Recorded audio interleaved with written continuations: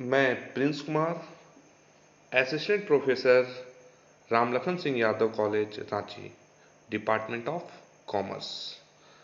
आज मैं आप लोगों के समक्ष B Com semester 6 paper fundamental of investment paper code DSC 4 के विषय में चर्चा करने जा रहे हैं। आज का हमारा जो टॉपिक है वो है फाइनेंशियल डेरिवेटिव्स।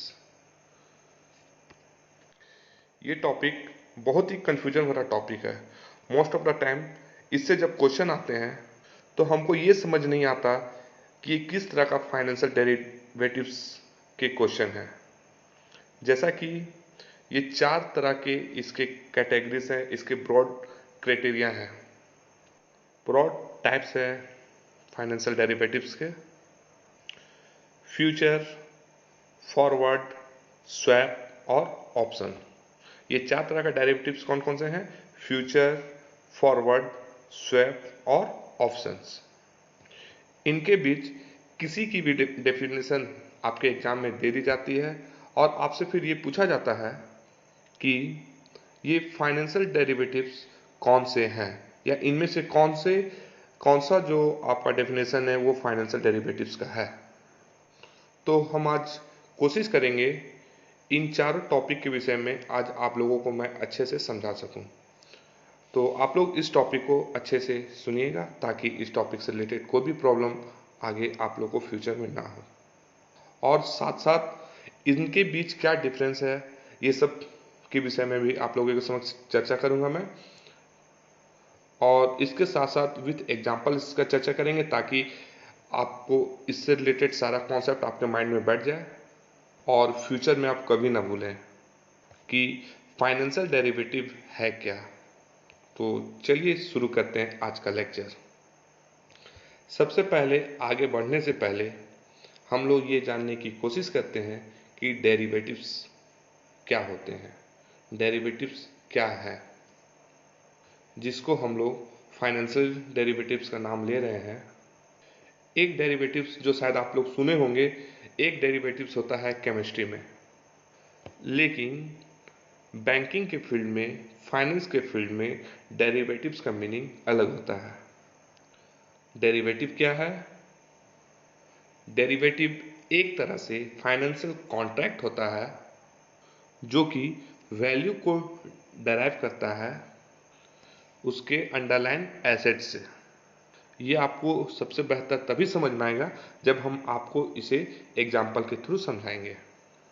ये एक तरह का फाइनेंशियल कॉन्ट्रैक्ट है जिसमें वैल्यू है मनी की, खास तौर पर एसेट की। जो वैल्यू है उसे हम ड्राइव करते हैं। नेक्स्ट जो इंपॉर्टेंट पॉइंट है, बायर जो होता है इसमें, जो खरीदार है, वो उस एसेट्स को खरीदता है एक फ्यूचर के डेट में। एक फ्यूचर के डेट सेट किया जाता है और वो फ्यूचर में जिस डेट को खरीदेगा उसका प्राइस पहले ही मेजर कर लिया जाता है। अब इसके बेनिफिट क्या है ये भी हम आपको डिफरेंट टाइप्स ऑफ डेरिवेटिव्स के थ्रू हम आपको समझाएंगे। जैसे आप देख रहे हैं कि एसेट क्या क्या होते हैं। जैसे कमोडिटीज हो गए। कमोडिटीज में क्या क्या होंगे? अगर कमोडिटीज की बात करें तो जैसे कि तो कमोडिटी में क्या क्या आ सकती है? तो जैसे ऑयल हो गया, गोल्ड हो गया, सिल्वर हो गया, ये सब की भी ट्रेडिंग होते हैं जैसा कि आप लोगों को पता है। इसके अलावा कमोडिटीज में और क्या इंक्लूड होते हैं? Stocks, bonds. और कमोडिटीज में क्या इंक्लूड होते हैं? Interest rate and currencies. Means financial derivatives में जो एसेट यूज होते हैं वो एसेट क्या क्या है? Commodities, stock, bonds, interest rate and currencies. Commodities में क्या क्या आते हैं? जैसा कि ऑयल, गोल्ड और सिल्वर। अगर हम नेक्स्ट बात करें कि डेरिवेटिव्स का मेजर पर्पस क्या है, तो इसका यूज हम लोग रिस्क मैनेजमेंट के लिए करते हैं। तो डेरिवेटिव्स का सबसे अधिकांशतः यूज हम लोग रिस्क मैनेजमेंट के लिए करते हैं। इसे हम लोग रेजिन्स भी बोलते हैं। इसे हम लोग हेजिंग के भी नाम से जानते हैं। हेजिंग वर्ड यूज तब होता है जब हम लोग फाइनेंशियल रिस्क को कम करते हैं, तो इस विधि को हम लोग हेजिंग कहते हैं। तो ये जो हेजिंग है वो रिस्क मैनेजमेंट में काम आता है, और इसके साथ साथ स्पेकुलेशन में भी ये काम आता है। स्पेकुलेशन क्या है? यह एक तरह का बेटिंग है जिसमें आप एक तरह से बेट लगाते हैं, शर्त लगाते हैं। ये एक तरह से जुआ है। इसके अंतर्गत हम लोग जो पैसा लगाते हैं उसमें वो प्रॉफिट होगा कि लॉस होगा, ये इस प्रकार का एक बेटिंग है। चलिए, तो अब हम लोग सबसे पहले बात करते हैं कि डेरिवेटिव्स के कितने प्रकार होते हैं, टाइप्स ऑफ डेरिवेटिव्स, और ये किस तरह से हमारे प्रैक्टिकल लाइफ में यूज होते हैं। चलिए, हम लोग जानते हैं कि जनरली जो मैक्सिमम यूज होते हैं वो डेरिवेटिव्स कौन कौन से हैं। मुख्यतः ये 4 तरह के डेरिवेटिव्स हैं जो अधिकांशतः यूज होते हैं फाइनेंस के फील्ड में। वो है future, forwards, options and swap. वो 4 डेरिवेटिव्स कौन कौन से हैं? तो future, forwards, options and swap. ये है बेसिक 4 डेरिवेटिव्स के इंस्ट्रूमेंट। अब हम लोग देखते हैं फाइनेंशियल डेरिवेटिव्स को किस तरह से एक्सचेंज किए जाते हैं। एक है ओवर द काउंटर, जिसे हम लोग डायरेक्ट कहते हैं, मतलब ये डायरेक्ट काउंटर से एक्सचेंज होते हैं। और जो दूसरा है वो है एक्सचेंज ट्रेड डेरिवेटिव्स, मतलब स्टॉक एक्सचेंज के थ्रू आप कोई भी कॉन्ट्रैक्ट करते हैं आप डेरिवेटिव का, तो उसी डेरिवेटिव्स को हम लोग कहते हैं एक्सचेंज ट्रेड डेरिवेटिव्स। अगर हम लोग इसके शॉर्ट फॉर्म का बात करें तो एक होता है ओटीसी, जिसे हम लोग कहते हैं ओवर द काउंटर, और एक होता है ईटीडी, एक्सचेंज ट्रेड डेरिवेटिव्स।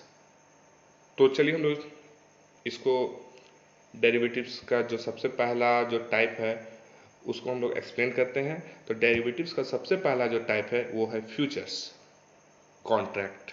जैसा है कि नाम से ही क्लियर हो रहा है कि फ्यूचर में कोई कॉन्ट्रैक्ट होने वाला है। तो ये फ्यूचर कॉन्ट्रैक्ट क्या है? फ्यूचर कॉन्ट्रैक्ट एक्चुअल में it is an agreement between two parties to buy और sell an assets at a certain time in the future at a certain price. तो ये क्या है फ्यूचर कॉन्ट्रैक्ट? तो लिखा है it is an agreement between two parties to buy और sell and assets. मतलब ये दो या दो से अधिक पार्टी के बीच एक ठहराव है, एक एग्रीमेंट है। किस लिए? तो किसी एसेट को खरीदने अथवा बेचने के लिए। कब? तो फ्यूचर में। ठीक है, एट अ सर्टेन प्राइस। मतलब आज है, फॉर एग्जाम्पल, जैसे आज है 12 मई 2020 और मैंने ये कहा कि मैं रिलायंस का स्टॉक खरीदूंगा। तो और कब खरीदूंगा? तो 13 मई 2021, मतलब 13 मई 2021। अगर मान लेते हैं रिलायंस के उस शेयर का प्राइस आज के डेट में अगर चल रहा है 40 रुपया, मतलब ₹40 पर शेयर का वैल्यू है अगर, तो मैं अगर फ्यूचर कॉन्ट्रैक्ट करता हूं तो मैं ये कहूंगा कि मैं 1 साल के बाद ये शेयर को खरीदूंगा और 40 रुपया में ही खरीदूंगा। तो क्या हुआ? हमने प्राइस भी सेट कर दिया, टाइम भी सेट कर दिया वो स्टॉक को खरीदने का। तो इस तरह के जो भी कॉन्ट्रैक्ट होते हैं उसे हम लोग कहते हैं फ्यूचर कॉन्ट्रैक्ट। मतलब आज के डेट में फ्यूचर का कॉन्ट्रैक्ट करना कि फ्यूचर में हम कोई सामान को किस रेट पर खरीदेंगे, तो उसे ही हम लोग कहते हैं फ्यूचर कॉन्ट्रैक्ट। चलिए, तो कुछ और इंपॉर्टेंट बातें हम लोग बात कर लेते हैं। अब ये कॉन्ट्रैक्ट क्यों होते हैं? जैसे हमने अभी आपसे कहा कि ये कॉन्ट्रैक्ट क्यों होते हैं, तो इसमें कह सकते हैं कि ये contract has against risk. Has against risk मतलब जो अनसर्टेनिटी है फ्यूचर के, हो सकता है 40 रुपया आगे घट के 30 रुपया हो जाए, हो सके 32 रुपया हो जाए। तो इसको हमने घटा दिया इस कॉन्ट्रैक्ट के थ्रू, क्योंकि हमने पहले से ही सारा सेटलमेंट कर लिया है, डील कर लिया है, कॉन्ट्रैक्ट कर लिया है कि भाई 1 साल बाद हम तुमसे ये शेयर इतने रुपया में खरीदेंगे और इसी पर्टिकुलर प्राइस पर खरीदूंगा, चाहे प्राइस घटे या प्राइस बढ़े। तो आपने क्या किया, रिस्क को हैच कर दिया और स्पेकुलेट कर दिया प्राइस मूवमेंट को, अंडरलाइन एसेट्स को। मतलब जो भी प्राइस, मतलब जो भी एसेट के प्राइस में मूव डाउन होगा, up down up down up down, उसको आपने पहले से ही स्पेकुलेट कर दिया। अब जैसा कि मैंने आपसे पहले कहा था कि डेरिवेटिव्स के कहाँ कहाँ ट्रेड होते हैं, तो उसमें से एक हमने आपसे कहा था over the counter directly between mediator of the stock company and the investor, और दूसरा होता है स्टॉक एक्सचेंज के थ्रू। तो मतलब जो फ्यूचर्स होता है ये एक स्टैंडर्डाइज्ड कॉन्ट्रैक्ट होता है, इसको सेंट्रलाइज्ड स्टॉक एक्सचेंज में से ट्रेड किया जाता है। ये इन कंपेरिजन टू अदर्स जो कि ओटीसी में करे जाते हैं, तो ये लेस रिस्की होते हैं, क्योंकि सारा चीज़ ये ऑटोमेटेड होते हैं। अगर हम फ्यूचर कॉन्ट्रैक्ट को बोले कि ये फ्यूचर कॉन्ट्रैक्ट है क्या, तो हम इसे कह सकते हैं कि फ्यूचर कॉन्ट्रैक्ट इट इज अ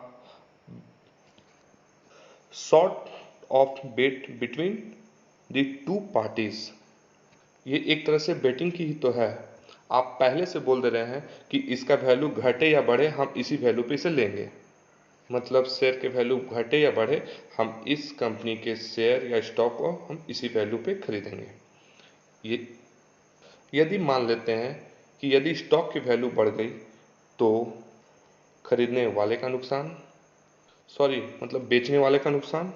अगर स्टॉक का वैल्यू घट गया तो खरीदने वाले को बेनिफिट। ठीक है, तो मतलब अगर समझा जाए कि फ्यूचर में यदि स्टॉक का वैल्यू बढ़ जाए तो खरीदने वाले को फायदा है, अगर फ्यूचर में स्टॉक के वैल्यू घट जाए तो खरीदने वाले को लॉस है।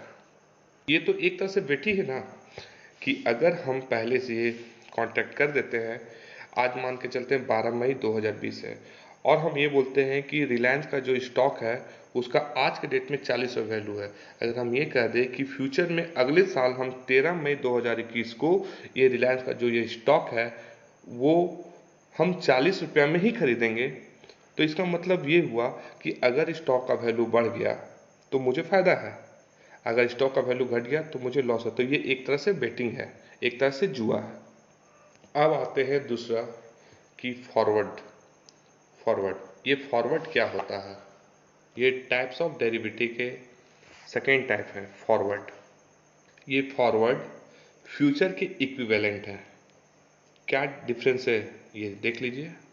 जैसे आपने फ्यूचर कॉन्ट्रैक्ट में क्या पढ़ा था कि फ्यूचर कॉन्ट्रैक्ट दो या दो से अधिक पार्टी के बीच में कॉन्ट्रैक्ट होता है किसी गुड्स, किसी एसेट को खरीदने या बेचने से रिलेटेड इन फ्यूचर किसी पर्टिकुलर डेट को या पर्टिकुलर टाइम में। ठीक है, उसी प्रकार तो फॉरवर्ड कॉन्ट्रैक्ट क्या है, इसका डेफिनेशन ये लिखा हुआ है कि a forward contract is a non standardise का मतलब हो गया कि इसमें जो भी हम ट्रेड करेंगे ये ओटीसी मतलब ओवर द काउंटर से डायरेक्टली हम लोग परचेस और सेल करते हैं। ठीक है, तो क्या है, a forward contract is a non standardise contract between two parties to buy और to sell an assets at a specified future time at a price agreed upon today.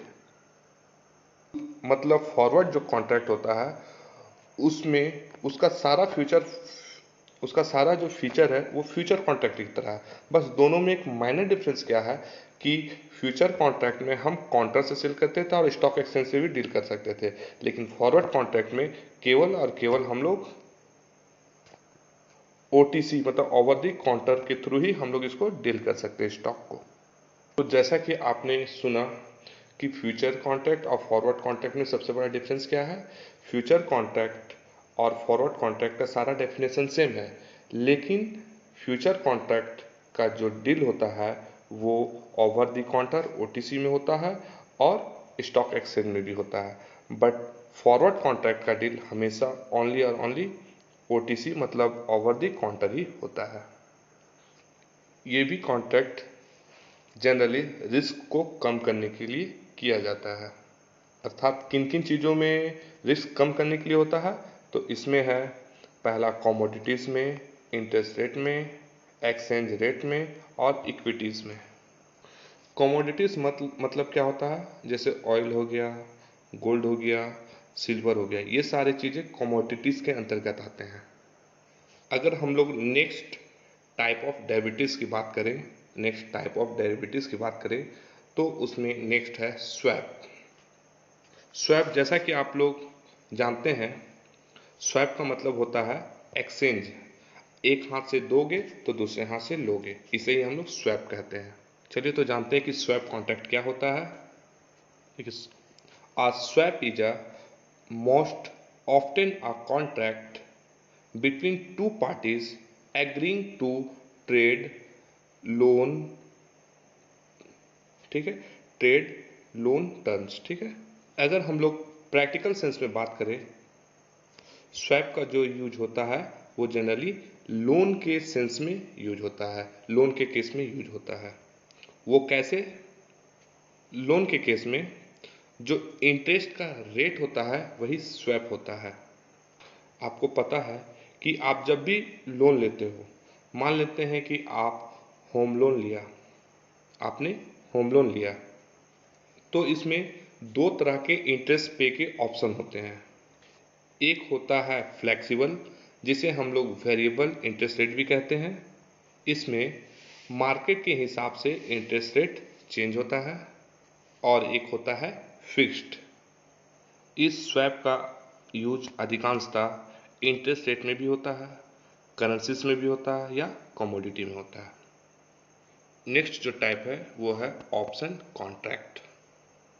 सबसे पहले मैंने आपको फ्यूचर कॉन्ट्रैक्ट बताया, उसके बाद फॉरवर्ड कॉन्ट्रैक्ट बताया, फिर स्वैप कॉन्ट्रैक्ट बताया। अब जो ये लास्ट जो कॉन्ट्रैक्ट है वो है ऑप्शन कॉन्ट्रैक्ट। जैसा कि आप नाम से देख रहे हो, ऑप्शन, आपके पास कुछ ऑप्शंस है। क्या ऑप्शंस है कि आप एकदम फ्यूचर के इक्विवेलेंट है। स्टॉक एक्सचेंज के थ्रू होता है, इसका मतलब आपको फ्यूचर में ही कोई स्टॉक को सेल करना है, बेचना है, मतलब एसेट्स को बेच सकते हैं, सेल कर सकते हैं या उसे बाई कर सकते हैं, खरीद सकते हैं, और एग्रीड अपॉन प्राइस पे भी कर सकते हैं। लेकिन दोनों पार्टीज के बीच में जो एग्रीमेंट होता है उसमें से एक को अपॉर्चुनिटीज मिलती है कि वो या तो बाय करे या तो सेल करे सिक्योरिटीज को एक दूसरे के through at a predetermined in the future date. इसका ये मतलब नहीं है कि उसे फ्यूचर में बाई करना ही करना है या उसे फ्यूचर में खरीदना ही खरीदना है। उसके पास एक ऑप्शन है, मतलब वो फ्यूचर में खरीद भी सकता है या सेल भी कर सकता है। मतलब उसे ना ऑब्लिगाइज कर सकता है, ना उसे फोर्स किया जा सकता है कि आप उस सिक्योरिटी को बाय करिए ही या उसे सेल करिए ही। उसके पास एक ऑप्शन होता है, वो बाय भी कर सकता है और सेल भी कर सकता है। मीन्स एन ऑप्शन कॉन्ट्रैक्ट है जो is similar to a future contract in that it is an agreement between two parties granting one the opportunity to buy or sell a security from or to the other party at a predetermined future date। अब हम लोग देखते हैं कितनी तरह का option होता है। तो पहला होता है कॉल ऑप्शन। इसमें होता क्या है, बायर जिसके पास मतलब बायर के पास राइट होता है कि उसे बाय यानी उसे परचेस करने के लिए उसे कोई फोर्स ना करे। मतलब जो भी बायर है, जो भी खरीदार है, उसे सिक्योरिटी को खरीदने के लिए किसी तरह का फोर्स नहीं किया जाना चाहिए। Means calls give the buyer the right but not the obligation to buy a given quantity of the underlying assets at a given price on or before a given future date। मतलब उसे किसी भी commodity को खरीदने के लिए, किसी भी एसेट को खरीदने के लिए उसे फोर्सफुली उस नहीं किया जा सकता है। मतलब उसके पास एक ऑप्शन है कि वो खरीद भी सकता है और बेच भी सकता है। नेक्स्ट जो ऑप्शन है वो है आपका पुट ऑप्शन। याद रखिएगा, ये जो पुट ऑप्शन है ये बायर का राइट है, और इसके पहले जो हमने पढ़ा था कॉल ऑप्शन, वो भी बायर का राइट है। कॉल ऑप्शन में बाई करने से रिलेटेड कोई भी उसे फोर्स नहीं किया जा सकता था। तो याद रखिएगा, कॉल ऑप्शन में बाई से रिलेटेड था और पुट ऑप्शन में सेल से रिलेटेड है कि उसे सेल्स करने के लिए उसे भी किसी भी तरह का फोर्स नहीं किया जा सकता। ये जो ऑप्शन होता है वो फ्यूचर डेट में वो एसेट को सेल भी कर सकता है और नहीं भी कर सकता है। और सबसे इम्पोर्टेंट बात हमें ये ध्यान रखना है कि जितने भी तरह के कॉन्ट्रैक्ट होते हैं उसका सेटलमेंट, या जितने भी तरह के ऑप्शन कॉन्ट्रैक्ट होते हैं उसका सेटलमेंट हमेशा कैश के थ्रू होता है। तो पुट ऑप्शन क्या हुआ, देखिए put give the buyer the right, मतलब इसे बायर को ये राइट देता है but not the obligation to sell a given quantity of underlying asset at a given price on a or before a given future date, all the option contract are settled in cash। मतलब जितने भी तरह के आपके option contract है उसका settlement हमेशा cash के थ्रू होता है। फर्दर अगर हम बात करें कि टाइप्स ऑफ एक्सरसाइज किस तरह से इसे प्रैक्टिकली इम्प्लीमेंट किया जाता है, तो इसके दो तरीके होते हैं जिसके थ्रू हम इसे प्रैक्टिकली इम्प्लीमेंट करते हैं। पहला है यूरोपियन और दूसरा है अमेरिकन ऑप्शंस। तो अब ये टॉपिक हम यहीं अंत करते हैं। तो ये सारा था जो भी आज हमने जिसका स्टडी किया, वो था financial derivatives and there types. Thank you.